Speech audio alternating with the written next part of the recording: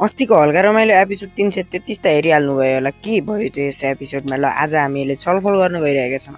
यस एपिसोडमा बल्छी ध्रुवले उटपट्याङ गर्नु बाहेक अरू केही जानेका छैनन्।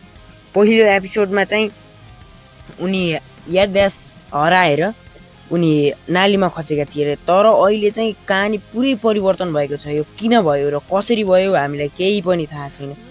यस्तो खालको कहानी परिवर्तन नगर्नु हुन हार्दिक अनुरोध गर्दछु बल्छी ध्रुवे सरलाई। चाहिँ अलिकति योबाट के होला यसबाट के होला भन्ने पनि हुन्छ नि, अलिकति एकदमै बबाल होला। अब अर्को एपिसोड भनेको त ल अब भैँसीवाला आयो, ल दुध खाने रे के हो यो मेसो न भातीको पहिलाका एपिसोड चाहिँ बबाल हुन्थ्यो है बल्छी ध्रुवेका।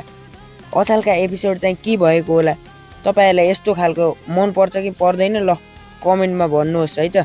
ल भिडियो मन पर्यो भने लाइक सेयर अनि सब्सक्राइब गर्न नबिर्सिनुहोस्। हस् त, थ्याङ्क यू। यस भिडियोको निर्माता रहेको छ WTF नेपाल।